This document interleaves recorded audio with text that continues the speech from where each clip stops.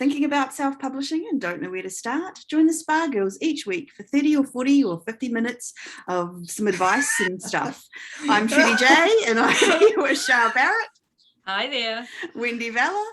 Nothing like being professional. And Cheryl Phipps. Totally nothing like it.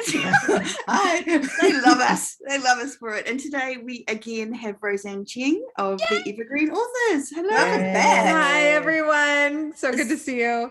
Roseanne's patience knows no bounds, I have to say. She's a star. She's been putting up with us. So this is part 2 of our 2-part series on marketing for authors. And last time we talked a little bit about what to do if you are just starting out with marketing or you're a little bit of a reluctant marketer. This time we want to talk about if you've kind of got some of your marketing going and you know a little bit about it, but kind of taking that next step, the next level up and getting yourself going just that little bit more. So we don't need to, I'm going to read your bio quickly again, just to remind people in case they didn't listen to the last one. And then we're going to jump right into it. Why not? Why did you not? Yes, they should go back right now. Okay, Roseanne Cheng is the author of 5 books, including the Evergreen Author, Master the Art of Book Marketing. She worked as in publishing as a marketing director in Minneapolis for 4 years before founding Evergreen Authors, the first of its kind school teaching authors how to create a career as writers. Brilliant. Welcome.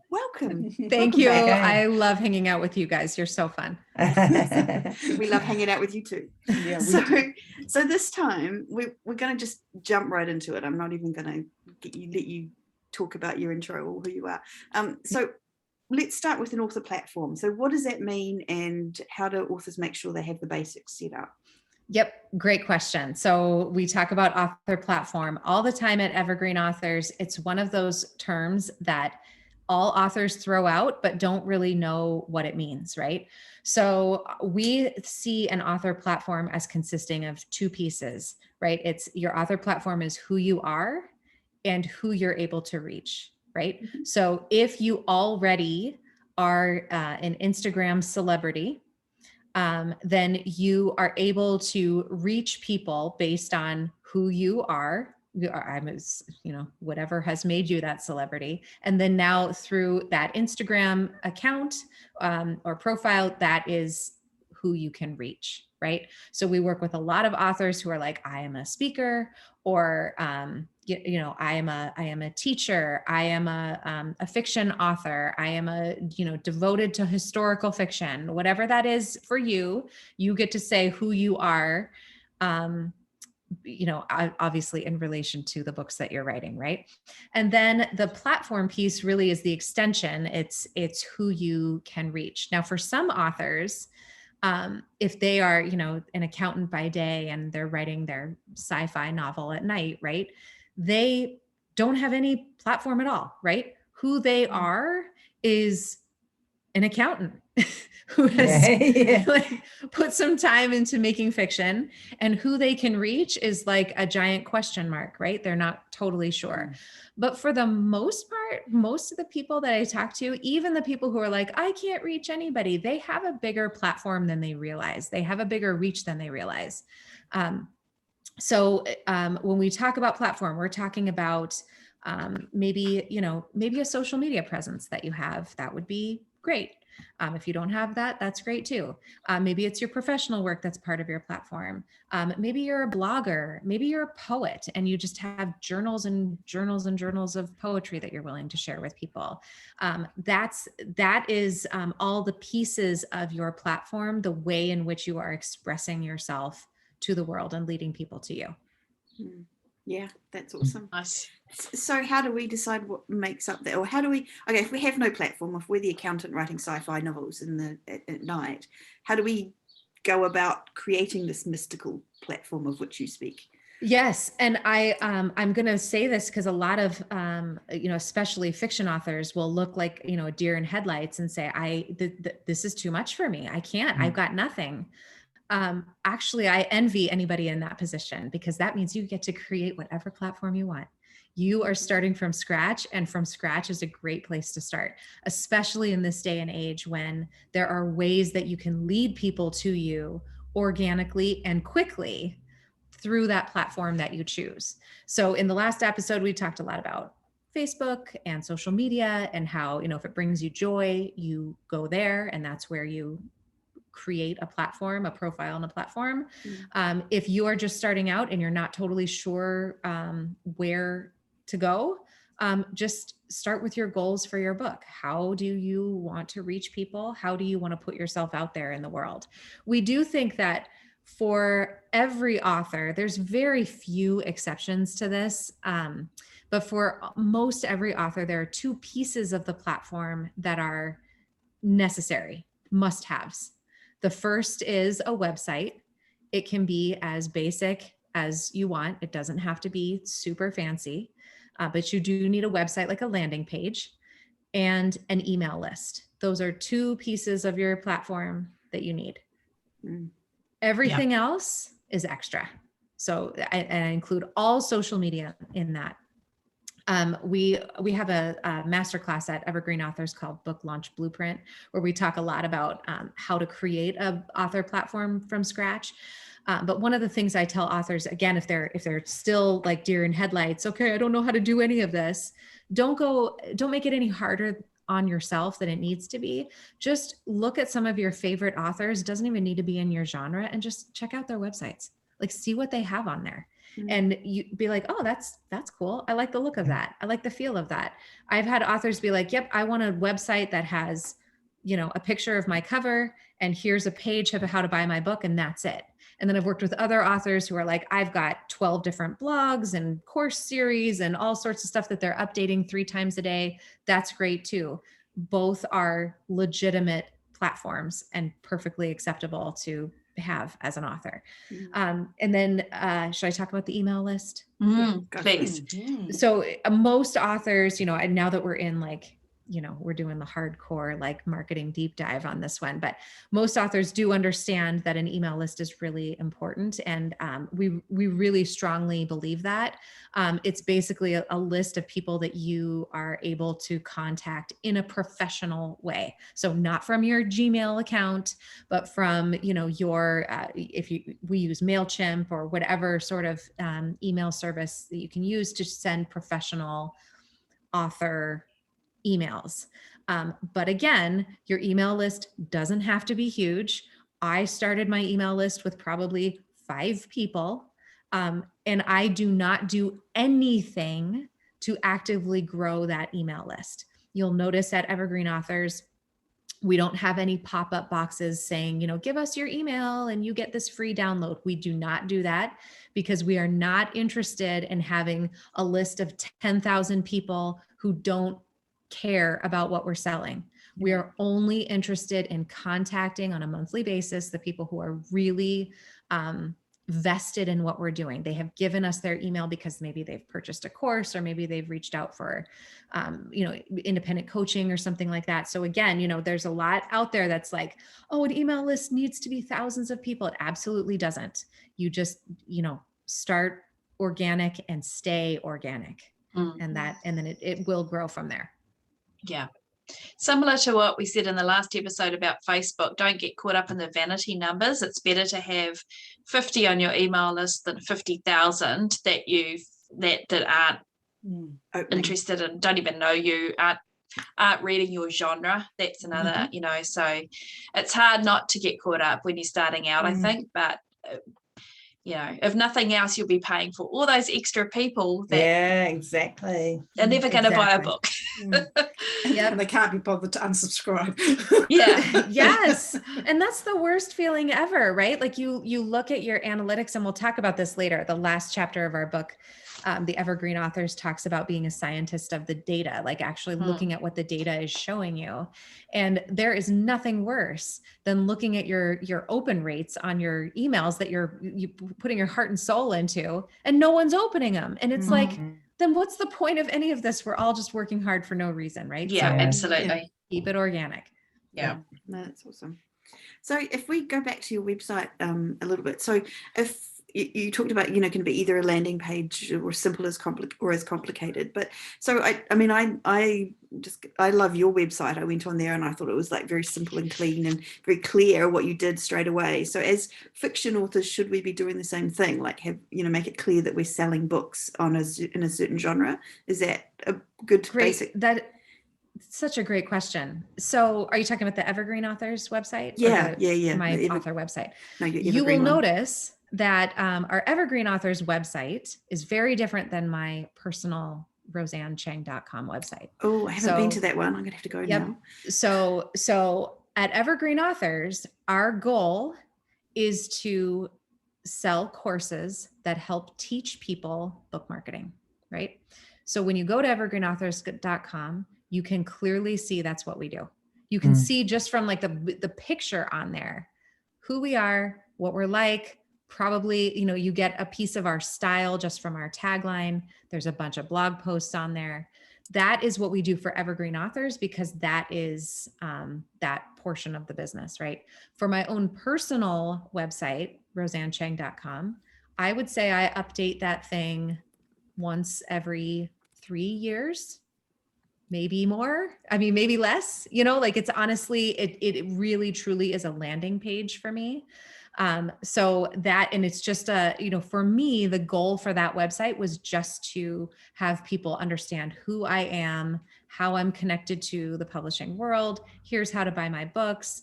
I do ghostwriting as well. So I have some stuff on ghostwriting there. And then that's it. Right. So I think,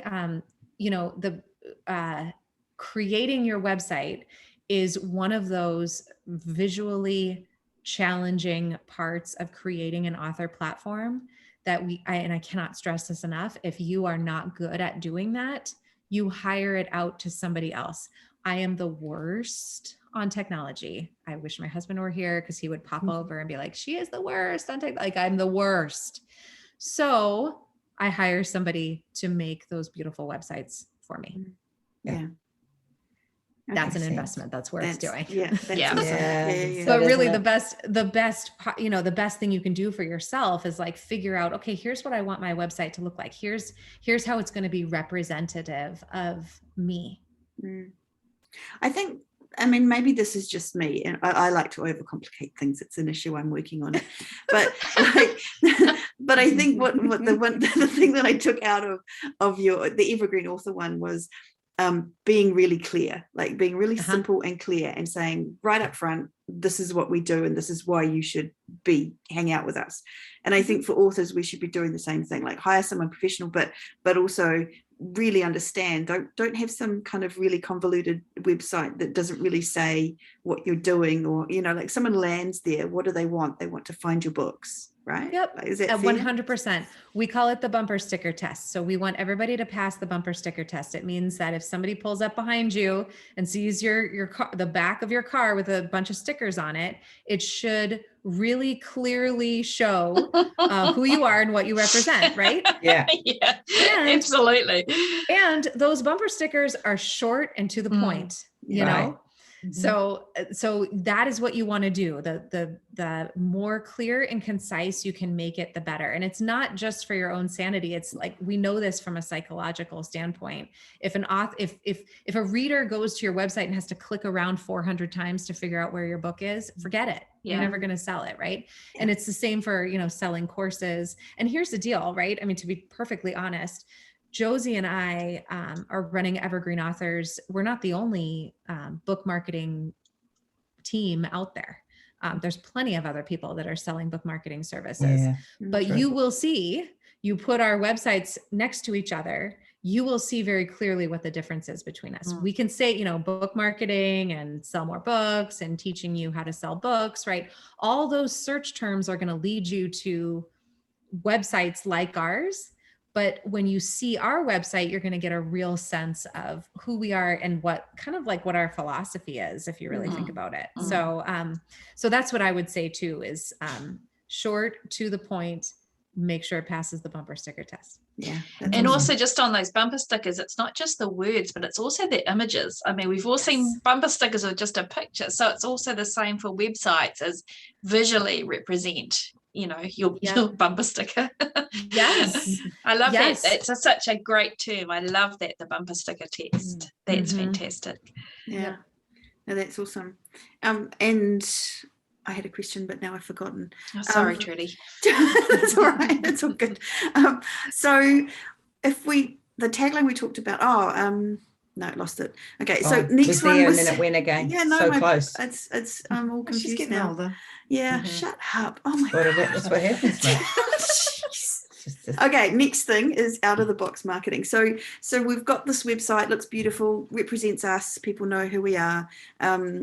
We don't like so the next thing often is social media. So you've got a certain viewpoint on social media. So let us talk about the joy of marketing and social media and how it relates. For a reminder. Yes. So the bumper sticker version of that is, if you find joy being on social media and interacting as an author on social media, do that, because what brings you joy is going to in turn sell you books. If you find being on social media to be a total chore and you hate doing it, don't do it. And it's the same with anything else when it comes to book marketing. All of those lists, like, here's the 10 things you need to do to sell your book, right? Like, start a blog, like start doing this or that. Like, you don't have to do any of those. They're probably all really great ideas. You don't have to do any of them. Just find a couple that bring you joy and do those. So, so yes, that is the feeling, the general consensus at Evergreen Authors on social media. Yeah. And that's interesting, because that goes against what other marketers might say. They might, we've heard people say, you have to be on Facebook. It's the place for authors, So it's kind of like a, we've said interesting. That too, we've said that, yeah. So it's kind of interesting to me that that's kind of like find the joy. And I do really like that concept. And it's not about doing no marketing. It's not about saying I'm not going to go anywhere. No. It's just about finding the place that is right for you and where you're going to be able to do that, right? Yep. And what you're willing to learn about. So the thing is, like, a lot of authors will say, I'm on Facebook for, I post pictures of my dog all the time. I love Facebook. Facebook is great. And Facebook can be really great, right? But when you are suddenly taking out ads on Facebook, if you're creating an author page, you're in a totally different world. You have to take some time to understand these platforms, because they all work differently. Instagram is not Facebook, is not Twitter, is not LinkedIn. Yeah.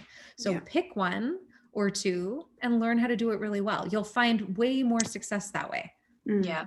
And to be fair to us, that's been our philosophy right from day one. As choose a lane to start with. And it cuts the overwhelm, but it also means that you can learn that platform better, go deeper into it. So yeah, no, that's awesome. So we've kind of done episodes on Facebook and a few other ones, but one we haven't talked about is Pinterest, and another one is LinkedIn. So let's go there, because we've talked about social media. So can you give us a few tips? First of all, say Pinterest, and then we'll talk a little bit about LinkedIn and how fiction authors could maybe use that one as well. Yes. Okay, I'm going to totally nerd out though about Pinterest, because Pinterest is one of the best kept secrets when it comes to book marketing, in my opinion. The first thing to understand about Pinterest. I mean, do you see me getting excited talking about this? Yes. But you're excited face on. I'm already mentally wondering what my Pinterest log on is from like 5 years ago, because I haven't revisited since then. Good. So you can revisit. I'm so excited. Can't wait. Please let me know after you listen to this to be like, oh my gosh, here's what I've done. Okay. I will. Here's the deal. Pinterest is not social media. Everybody clear on this? It is not. Pinterest is a search engine in a similar way that Google is a search engine and Amazon is a search engine. It does have a social element to it, but it is such a teeny itty bitty piece of what it is that it's not even comparable to actual social media. This is such a, of course it's not. You're blowing my mind here, because I've always thought of it as social media. But when I think about how I use Pinterest, I don't use it to interact with people. I use it to find the pretty pictures. Oh my God, mind blown. Okay. Sorry, Okay, keep going. just your mind is going to be blown so many more times Oh my after I God. talk about this. 'Cause, like, we literally have coaching calls with authors just on Pinterest because their minds are so blown when we tell them this, and they're like, we need to learn more about how to use this because it's like a game changer. So first of all, it's a search engine, right? It's also a search engine for evergreen content. So that means nothing that's timely, the sale of your book, the launch event, none of that applies, right? It's all the stuff out there that is living on your website forever. That includes, as an author, your beautiful, amazing book covers. So I'm assuming everybody has an amazing book cover because we all know that book covers are extremely important, right?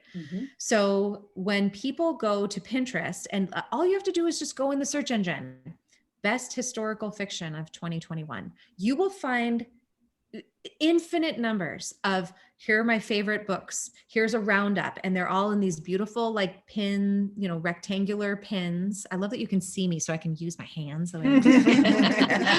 So that'll show you these book covers, right? So you want to make it so when people are using that search engine of Pinterest to find your topics that you cover in your book or what you're about, anything about your platform, that it pops up. So this is where your mind is going to get super blown. If you go to evergreenauthors.com, you can see all of our blog posts. We do love blogging at Evergreen Authors. It brings us joy, and we do find that it helps us sell to people and get the word out, right? But the last thing that I want to do is post and repost the same blog posts on my social media. I'm not willing to do that, number one. But Pinterest is a perfect place to do that. We create beautiful pins that go along with our whatever blog topics that we're talking about. And so when people go to Pinterest and they type in that search engine, how to make a sell sheet for their book, our beautiful pin pops up, which leads them directly to our website, which means that you have more than one way of reaching your ideal reader. You can reach your ideal reader through a blog post that's like, the 5 things I learned writing fantasy fiction from my laundry room at 5 a.m., right? Maybe that's more than one fiction person has. Okay, you need to stop now because Shah's going to want us to be on Pinterest. I'm just I'm just saying, it's just like I can just see this. It's a game changer. So we have worked with authors who have completely deleted their social media, and all they do is post and repost things on Pinterest, because again, it is a search engine. So can I just clarify that when you say post and repost, are you saying they post something to Pinterest and then they just post that same thing again at a later date? Like that's just reposting the same pins over and over? Yes, Trudy. Oh my God. That means that, we just had this conversation with an author who published a few months ago. She loved the idea of blogging, but she's like, I'm a busy mom. I don't have time to do this. And I probably only have like 5 different topics, right, to blog about. We're like, great, write those 5 blogs, make them evergreen, and then use an app like Tailwind, which is connected to Pinterest, and it will repost every couple of hours on Pinterest. No, you guys, I am not kidding you when I say my amazing business partner, Josie Robinson, has a book called The Gratitude Jar that she published, I think in 2013, which again is light years ago in the publishing world. And she wrote a blog post on her personal website, josierobinson.com, it was a post on gratitude, I think. And she knew from her analytics that was getting the most hits. She reposts and posts that same blog post, just a beautiful pin that goes along with that blog post on Pinterest. And she gets consistent sales and traffic from a blog post she wrote years ago. Wow. So question. So I always thought you put a pin on your board. I'm like, I haven't my Pinterest account is like covered with like 3-inch thick dust layer here, because it all changed and I got all confused because clearly I was using it wrong. So when you're saying reposting it, does that pin then appear 10 times on your boards, or like what does it look like on the other end? Or does that not matter because people aren't going to your board? No, it doesn't matter. You're going to have, I mean, you know, we say have as many boards as you can, you know, between 10 and 15 boards. And again, we're, you know, going back to the bumper sticker test, right? If you're using Pinterest as an author, and not just as someone who's looking for recipes for dinner at night, then you have to sort of switch your technique a little bit, right? So I love Pinterest for searching for recipes, for example, but I don't pin those. I have a secret board for those. So that means like nobody can see those pins when I pin those. Board. Yes, I have many secret boards all about my daughter's birthday parties. But anyway. Exactly. But when it comes to, you know, my books and Evergreen Authors and any of the book marketing stuff I do, then those are public, and those are the ones that I repost. And then here's the other thing that's going to blow your mind. Not more. Advertising on Pinterest is super easy and super effective. Because I had the meeting with someone and then I just kind of forgot about it. So I need to get back into this. Is that what you're telling me? That is what I'm telling you. So, but I'm not saying you have to do it tomorrow, because, you know, we talk about this all the time. You need to be a scientist of your data. So you know, you make sure you're letting data be your guide. And so what we do is, you know, we're very thoughtful about what are the keywords that are leading people to Evergreen Authors.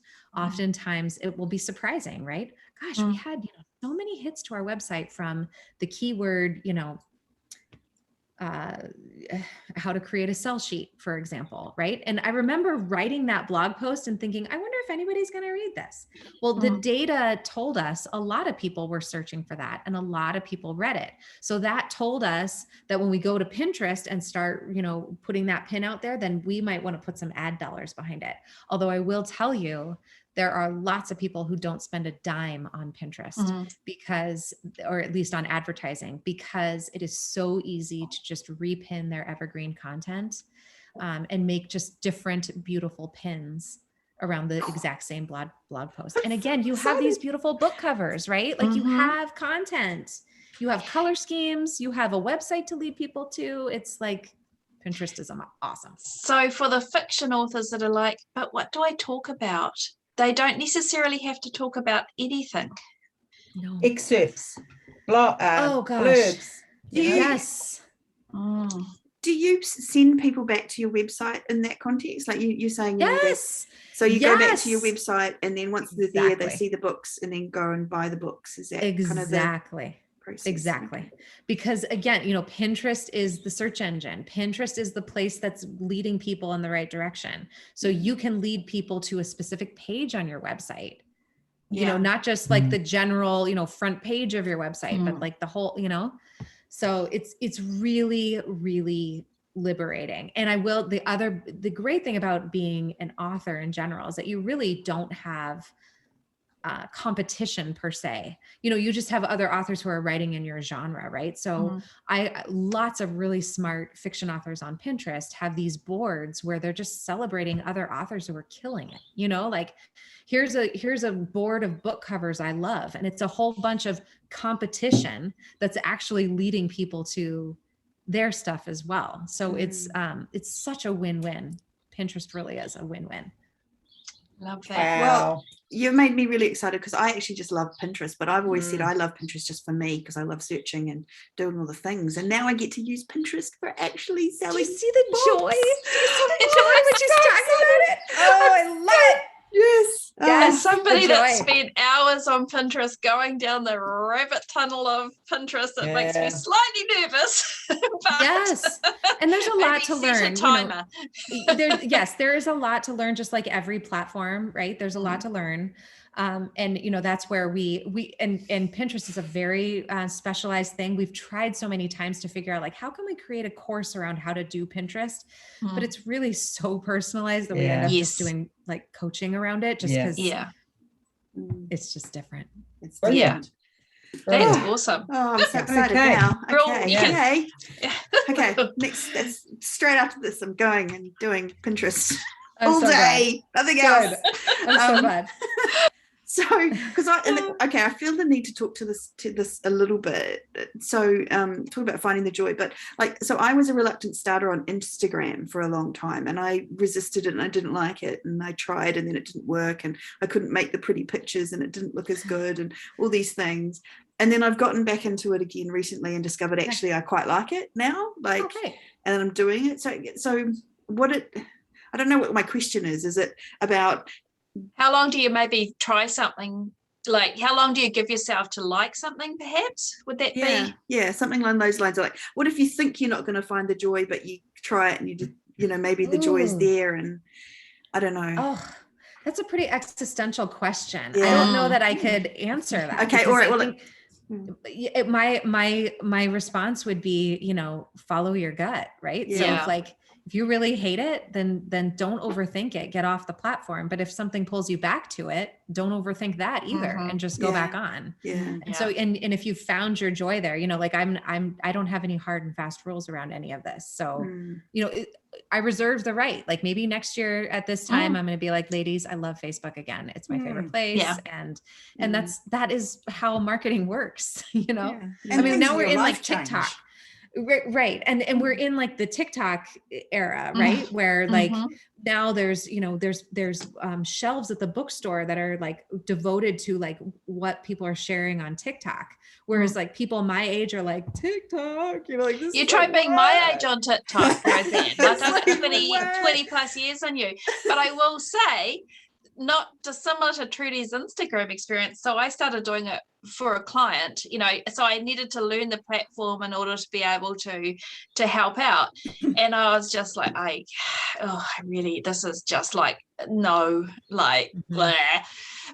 But honestly, now after 2 weeks, it's the first app I open as a user now, because I really like it. So it's just, sometimes you've just gotta, and I think don't let age be a barrier either, because honestly, some of the best people I follow on marketing advice on there are my age or older. So, we're not in our 20s or 30s or 40s. So trust me, it's not just a young person's game.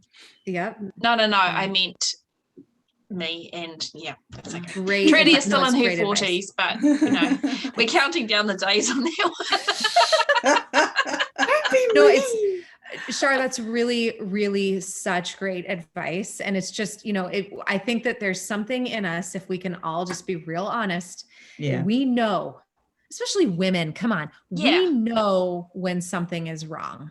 So if we actually, listen to that, then we just don't do it anymore. But we also know when, like, this is fun, and like, I'm willing to put myself out there in this way, do it.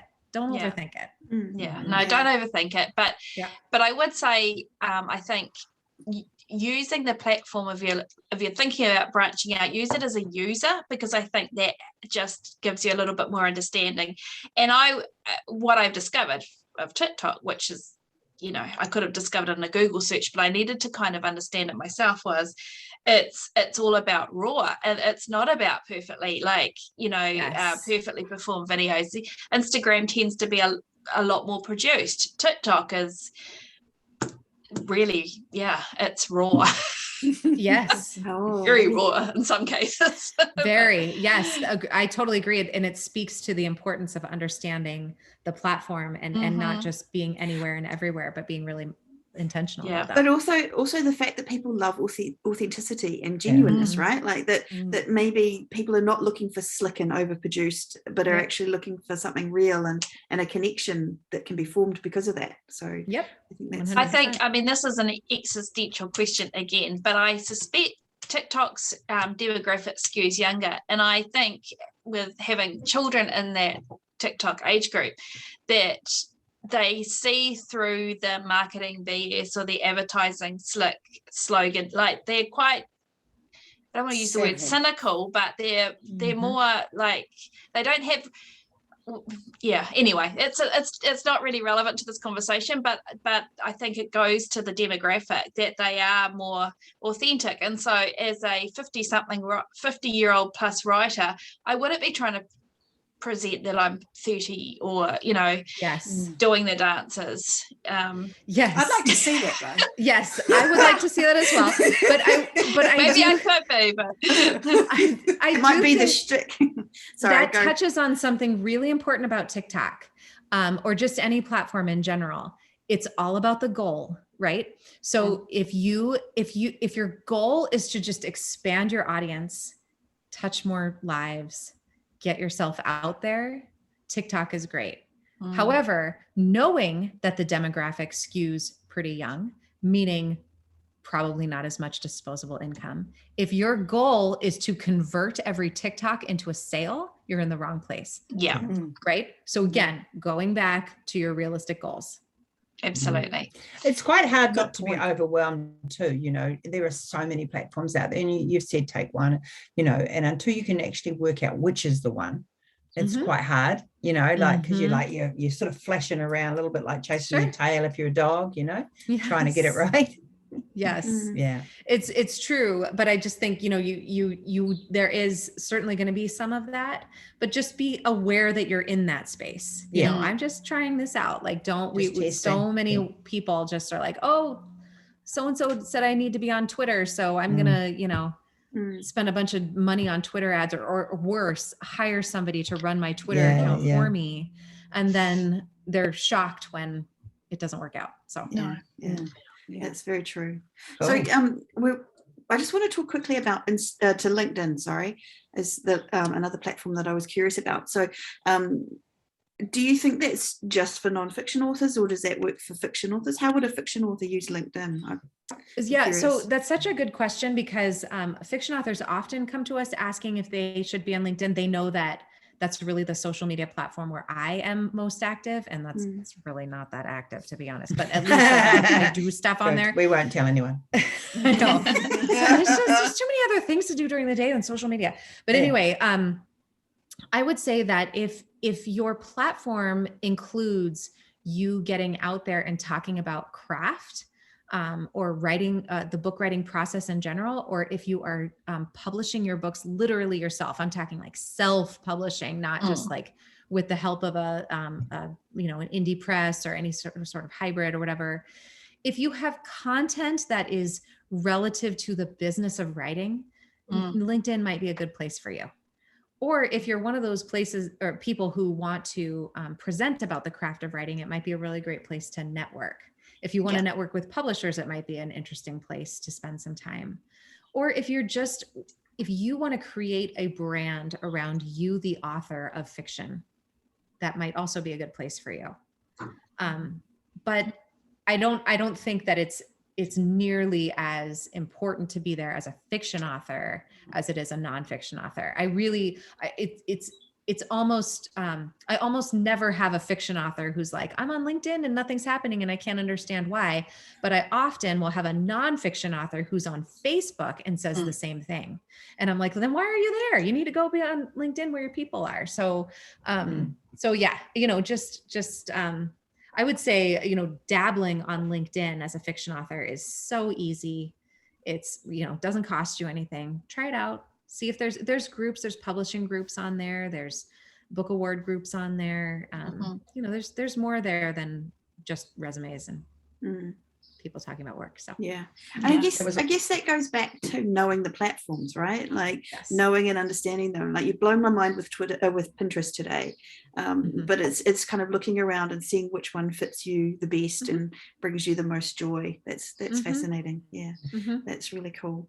So I just want to talk a little bit so these are all the social media platforms, and that's, we kind of know, and they're an established kind of structure and platforms. But what if someone says, okay, no more social media for me. I need something a little bit more outside of the box. How do we, I don't know, get creative? And what are some ideas, and where do we go? Yep. So, and I totally respect that when I hear that from people. I get it. So for me, when I hear that, what I often tell authors is, then you need to focus on some partnerships. And those partnerships can look and feel any way that you want them to. So, when I was publishing fiction, my first 2 books are middle grade fiction books. So my partnerships were with schools and teachers, right? Like, what can I do to make your life better? How can my books help you teach better, right? So I would, because I love teaching, I would go in and take over a class and sell books that way. If I didn't like that, or if teaching is not my jam, then can you find another group that might benefit from a bulk order of your books? For example, if you write children's books, right? Can you partner with a daycare or a library or your bookstore story time or something like that? We think, we say this all the time, but like, why sell one book if you can sell 20 at the same time? So, how can you sell 20 of your books, right? Mm-hmm. Like who would benefit from 20 copies of your book or 10 copies of your book? Can you chase down some book clubs? Book clubs don't have websites. I've been in a book club for many years. We don't have a website with our pictures or anything. You just have to find us through like good old fashioned hanging out with so-and-so and putting your mask on and shaking their hand. I'm kidding. Hopefully we'll be out of this soon. But, just like talking to people and saying, hey, I've got this book that would be awesome for book clubs. And I love to go talk to book clubs. Do you know of any? It's like easy. And you can do online too, like virtual Absolutely. talking. So for those of us that aren't perhaps in the same country as the book club, you can exactly know authors that have done that, Yeah. Exactly. We had an author who her book was all about women over 80 and how they, just like the lessons of their life, right? And she was a perfect example of an author who was like really secure in what she was willing and unwilling to do. And she was like, I'm not doing the social media stuff. I'm just not doing it. And also, I travel all the time. So I'm not going to be running ads. I don't want to. I don't want to learn how to do it. I just want to sell my book to people who want to read it. So my suggestion to her was go to your local senior center, call them up or whatever, and just say, hey, I've got this book that's perfect for your audience. Is there, do you guys do a book club? How can I be helpful to you? And that is to my knowledge, I mean, her book probably came out 5 years ago. To my knowledge, that is all she does to market her book. She just visits senior centers and talks about her book. And it's cool. Like that's, and it goes to our point that we were talking about earlier in the call, Wendy, is if something is working, do that, do more of that. Yeah. Do more of it. Don't be like, well, that one thing worked. I wonder what else I could do. No, just keep doing that one thing. What works. Yeah. And what about if something you can't find that one thing for you? How do you eliminate all the others so that it becomes more clear? Yeah, I would definitely, you guys can probably tell I'm all about like letting the author lead a lot of this stuff.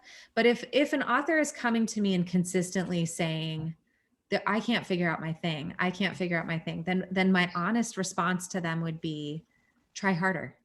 There is something out there for you, because I really can't accept the answer that my situation and my book are so special and so unique that there is no way I can connect with people about it. That doesn't make sense for me. It doesn't wash with you. No, it doesn't. And if you really feel that way about yourself and your book, then perhaps publishing it wasn't a really great idea, because the publishing piece there is a connection piece around this.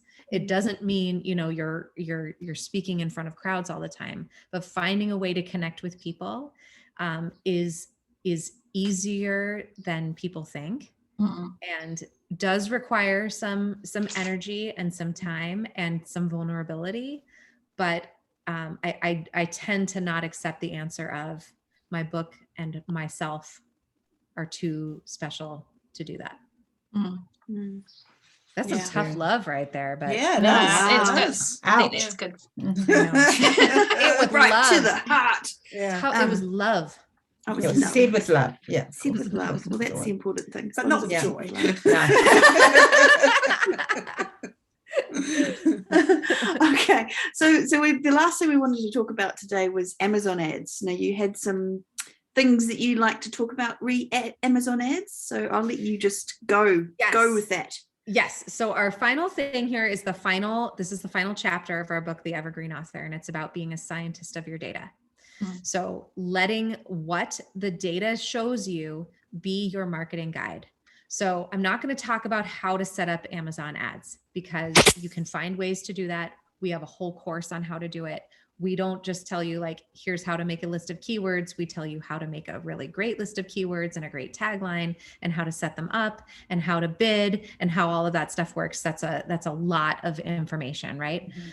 But the thing with Amazon ads, and the thing with any advertising, is that, and actually anything having to do with your platform, is that you are going to get this amazing data that so many authors overlook.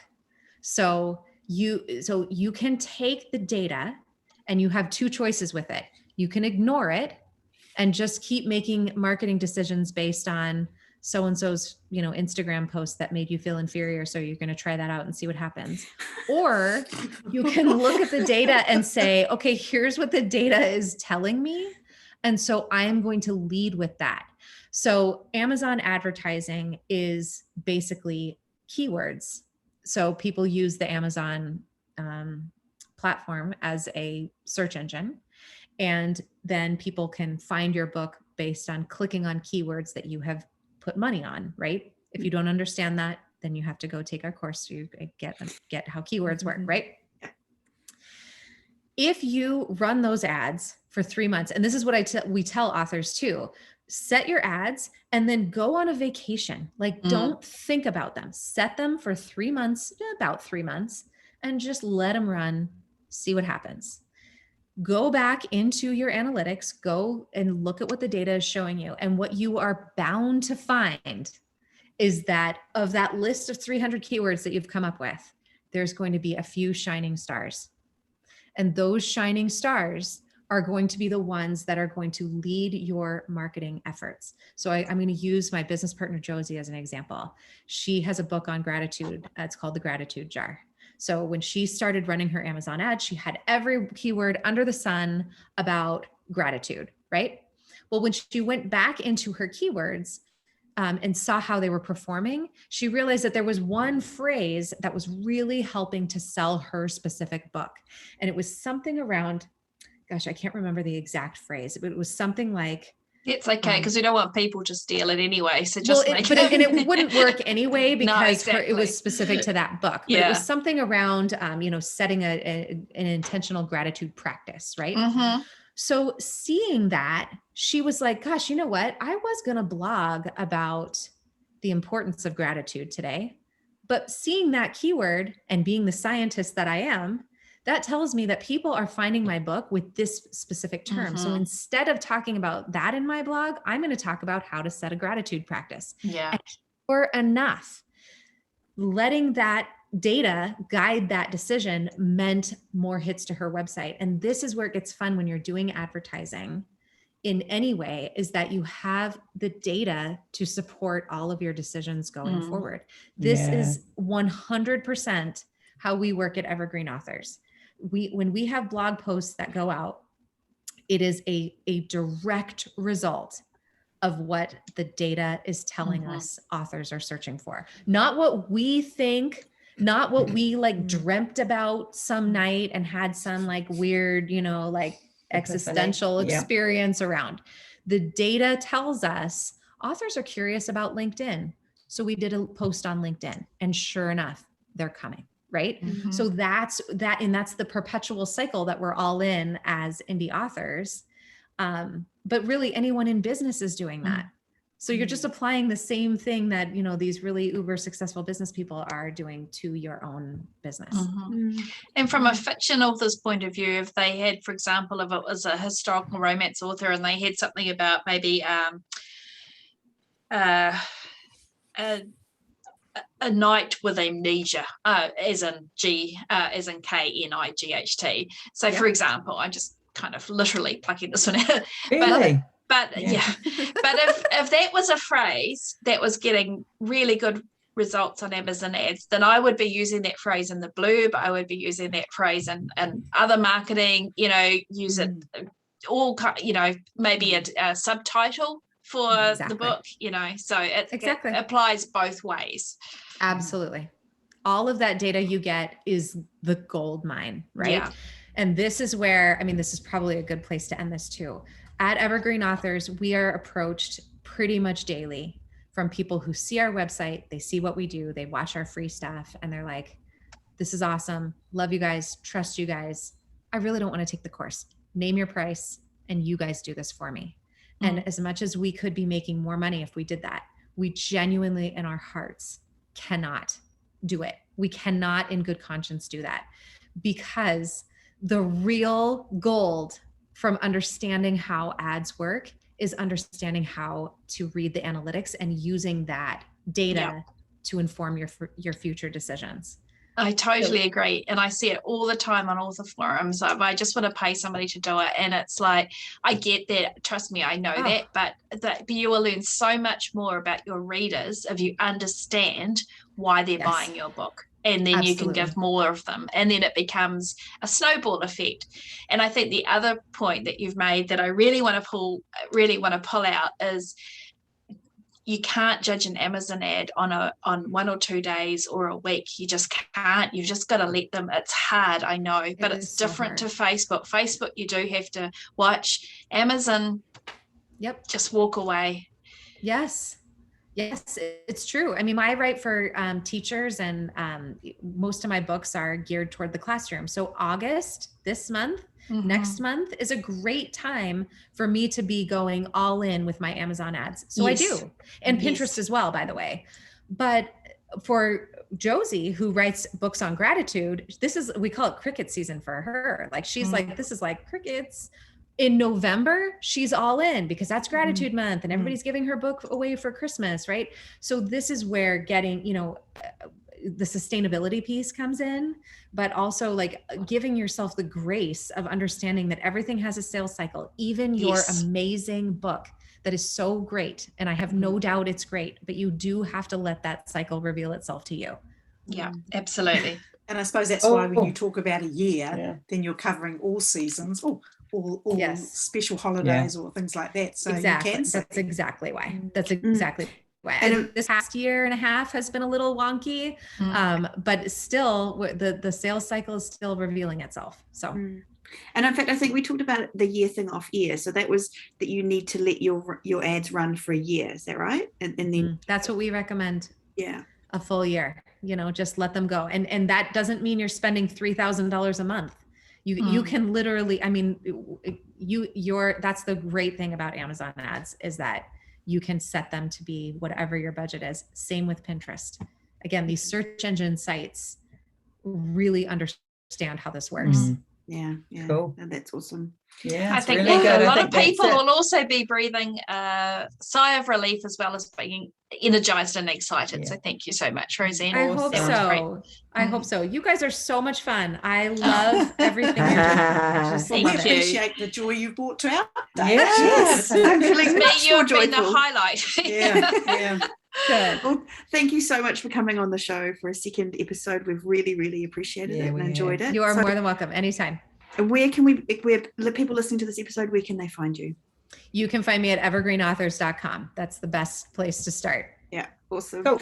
And Shah, where can we be found? We're not on Pinterest yet, but you know what I'm going to do. I feel quite ill about that. But we are at spygirlspodcast.com and come along and you'll find all our, we've got blog posts, we've got articles, we have got every single 300 plus episodes on there. Awesome. And YouTube. We've got YouTube too. Yeah. We do have YouTube. Another good one. Yeah, it's awesome. Yeah. So thank you again for listening to this episode of the Spa Girls podcast. We'll be back again next week with another thrilling, exciting episode. But for now, we are saying goodbye. See you all. Bye. Bye.